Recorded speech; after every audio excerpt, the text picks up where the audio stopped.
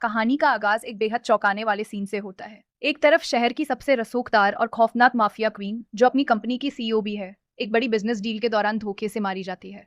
लेकिन उसकी रूह मरती नहीं, बल्कि एक 18 साल की हाई स्कूल की लड़की सूजी के शरीर में दाखिल हो जाती है। जब वो अपनी आंखें खोलती है तो उसे समझ नहीं आता कि वो अस्पताल के बजाय एक स्कूल के वॉशरूम में क्या कर रही है। उसके सामने 3-4 लड़कियां खड़ी है जो उसे बुरी तरह बुली कर रही है। वो उसे डरा रही है, उसका मजाक उड़ा रही है कि मरने का नाटक मत कर, हमें पता है तू डरपोक है।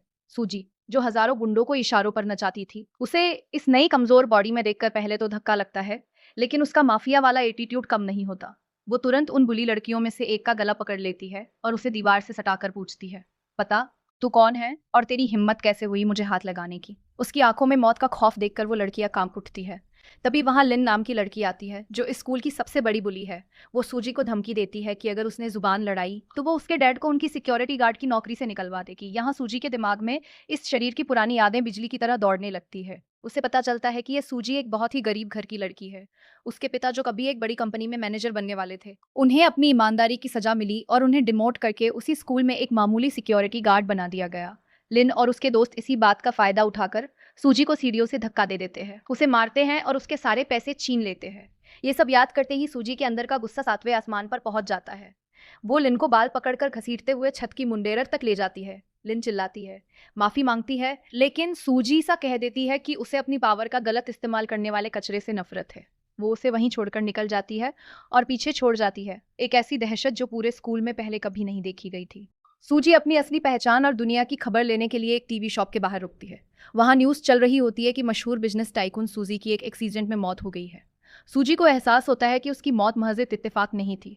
उसे अपने सबसे भरोसेमंद आदमी फेंग की फिक्र होती है। वो अपनी स्कूल यूनिफॉर्म में ही फेंग के आलिशान ऑफिस पहुंच जाती है। वहां के गार्ड्स एक स्कूल की लड़की को अंदर जाने से रोक देते हैं, उसका मजाक उड़ाते हैं। लेकिन जैसे ही फेंग बाहर निकलता है, सूजी उसके पास जाकर एक ऐसी बात बोलती है जो पूरी दुनिया में सिर्फ उन दोनों को पता थी। वो फेंग के दाएं कंधे की उस पुरानी चोट का जिक्र करती है जो एक मिशन के दौरान लगी थी। फेंग के होश उड़ जाते हैं। वो समझ जाता है कि ये लड़की कोई साधारण स्टूडेंट नहीं, बल्कि उसकी बॉस की रूह है। फेंग वहीं घुटनों पर बैठकर उसे ग्रीट करता है।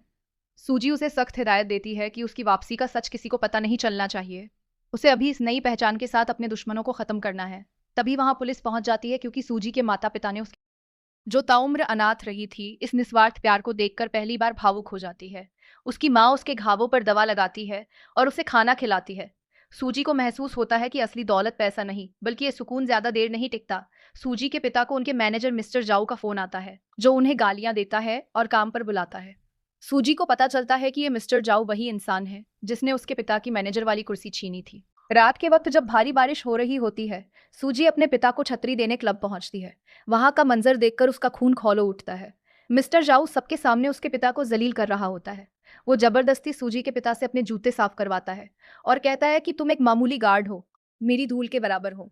वो उन्हें ये भी ताना मारता है कि तुम्हारी बेटी ने मेरी बेटी लिन को परेशान किया है, इसलिए ये सजा तुम्हें भुगतनी होगी। सूजी के पिता, जो अब तक खामोश थे, अपनी बेटी का नाम सुनते ही शेर बन जाते हैं। वो मिस्टर जाऊ को एक जोरदार मुक्का मारते हैं और चिल्लाते हैं कि मेरी बेटी को हाथ भी लगाया तो मैं तुम्हें जान से मार दूंगा। वहां मौजूद गार्ड सूजी के डैड को पकड़ लेते हैं। तभी सूजी वहां एंट्री लेती है। वो अपनी छतरी से मिस्टर जाऊ का हाथ मरोड़ देती है। सूजी उसे इशारा करती है कि वो उसकी पहचान छिपाए रखे। फिंग तुरंत मिस्टर जाऊ को आदेश देता है कि वो सूजी के पिता के पैर छुए और जूते साफ करे, वरना उसे नौकरी से हाथ धोना पड़ेगा। लिन और उसके दोस्त ये सब देख लेते हैं और लिन की साख पूरी यूनिवर्सिटी में मिट्टी में मिल जाती है। अगले दिन स्कूल में सूजी की मुलाकात हान से होती है। पुरानी यादें बताती है कि सूजी हान के लिए पागल थी और उसने पूरी क्लास के सामने उसे लव लेटर दिया था, जिसे हान ने यह कहकर ठुकरा दिया था कि उसे अपनी उम्र की लड़कियां पसंद नहीं। लिन को इसी बात की जलन है, क्योंकि वो हान को अपना मानती है। लिन अपनी माँ, जो उसी स्कूल में टीचर है, उसकी मदद से सूजी को फंसाने की कोशिश करती है। सूजी की माँ को स्कूल बुलाया जाता है। सबको लगता है कि एक गरीब माँ हाथ जोड़कर माफी मांगेगी, लेकिन सूजी की माँ एक अलग ही रसूख में आती है। वो साफ कह देती है कि मेरी बेटी ने जो किया सही किया।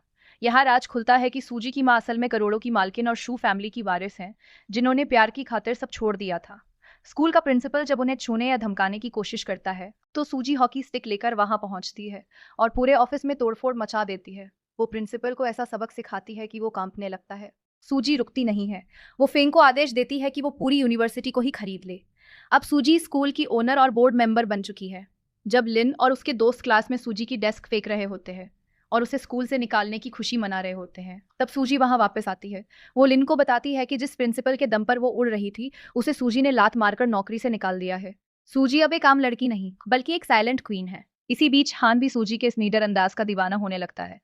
वो उसके घर में पेइंग गेस्ट बनकर रहने पहुंच जाता है ताकि उसके करीब रह सके। लेकिन सूजी के पास प्यार के लिए वक्त नहीं है। उसे पता चलता है कि उसे बचपन में किसी ने चुराया नहीं था, बल्कि उसे जानबूझकर उसकी सगी मौसी ने अपनी बहन यानी सूजी की मां से बदला लेने के लिए गायब करवाया था।